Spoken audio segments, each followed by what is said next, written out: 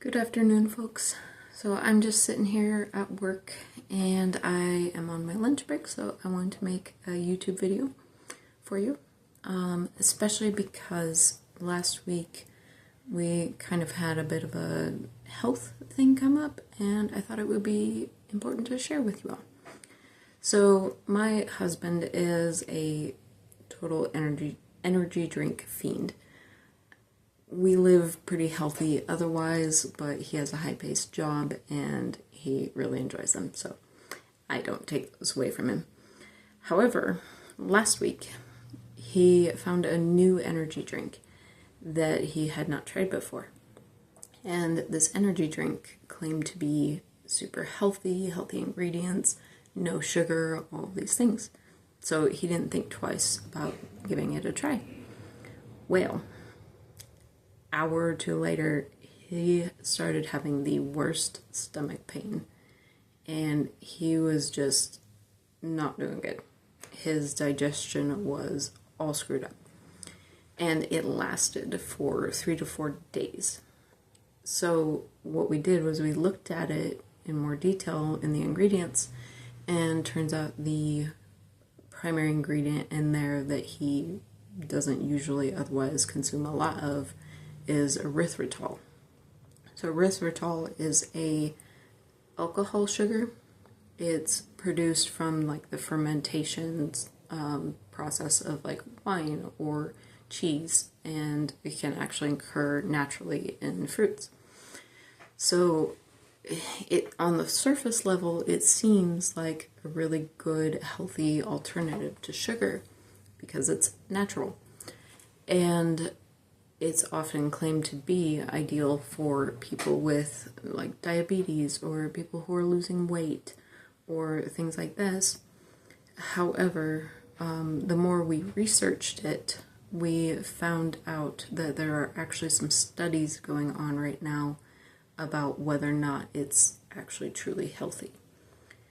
And the big argument is because it does occur naturally in fruits and fermented goods, that the quantities we get from those foods is a lot less than the isolated erythritol that's used as a sugar supplement, especially when we're using it in place of sugar itself in like coffee and baked goods and things that call for a lot of sugar. So there's a study going on right now that they just recently completed at University of Colorado Boulder, and the professor Christopher D'Souza, he was the one who spearheaded this study. And what they did was they took these cells that occur in our blood vessels and our brain blood barrier, and these cells are responsible for regulating blood flow and preventing clots. So what he did was he took some of these cells and pretty much bathed them in erythritol for about 3 hours in about the quantity that you would get from an energy drink, and the time it would take to process in your body. And then they examined what happened. And so the first thing they noticed was that the free radicals just flooded into these cells. And free radicals are oxidizing compounds that essentially break down cells' DNA. It's one of the things that rose hips actually fight against. And so these cells were just bombarded with free radicals. And as a result, the antioxidant defenses went up.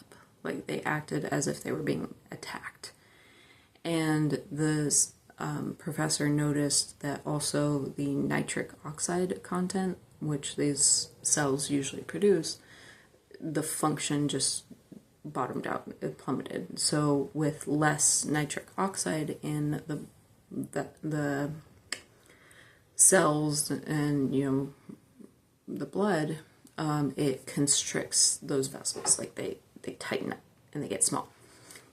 And so on top of that, and in combination with that, they found a 30% increase in endothelin 1, which is a the cells receive a signal to tighten more. So you had these cells that were already tight, and then they're receiving a signal to tighten more.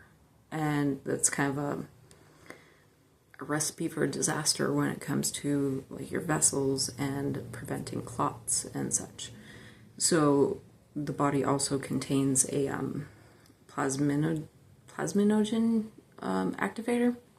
It's called like TPA or something like that. But this signal goes to these cells and tells them like, hey, you're too tight, you need to relax, like loosen up. And it's one of the main things in our body that prevents clots. Well, these cells that they treated with erythritol, when they gave them that signal, they didn't react. So you had cells that were extremely tight and would not loosen up when they received signals from the body to do so in order to prevent clots.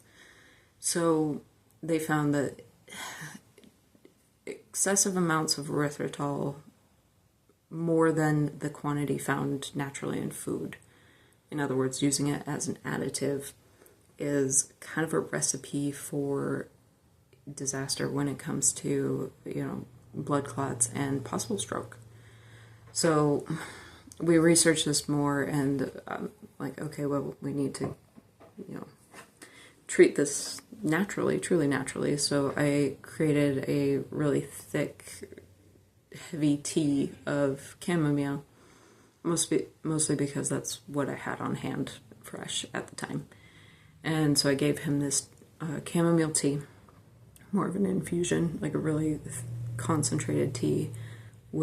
I sweetened it with Manuka honey. And I did that because chamomile is really good at stimulating the liver. And so if the liver's working well, then it will expel these things from the body that you don't want in there. And Manuka honey, specifically Manuka honey, but also honey in general, is really good antibacterial. And that includes your gut bacteria. So I just pretty much wanted to reset his digestive system. And within a day, it worked. Like, he was back to normal. But I made him drink a lot of that and a lot of water just to purge this out of his system. But it was really got me thinking, because I know folks who are diabetic and they try to stay away from sugar. I know people who have heart issues, and something like this could make it way worse, especially if they're trying to avoid sugar for their heart health and use a different additive instead. But this additive itself can actually cause worse problems than it helps. So I just wanted to pretty much create a little video, let you know about it, and encourage you to do some research too. So, I'm not saying erythritol is bad. It is a natural compound. However, I would steer more toward just eating more fruit instead of sugar, like having more cheese. Like, it's in those foods already naturally at natural levels that the body can handle. And I would not use it as an isolated sugar replacement. So it's important to know, important to do your own research, but I just wanted to let you know what I found out, and I am convinced that this is what caused my husband's stomach to just revolt. We thought we were going to have to take him to urgent care. It was so bad. So I did some writing about it. Our business and, a lot of the stuff we talk about is now on a platform called Substack.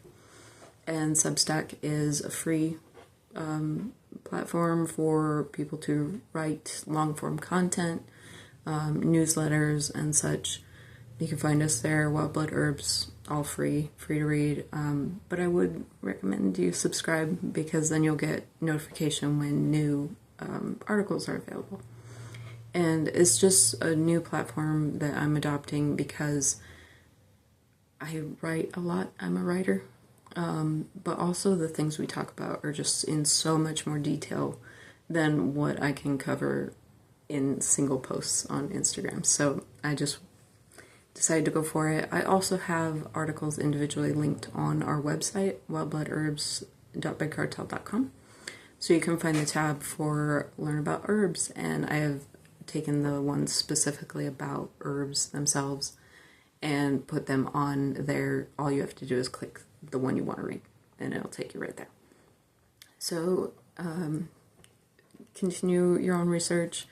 Herbs are not difficult to understand, and they can massively boost your health in ways that, you know, we've been accustomed to taking care of our health for our entire ancestry.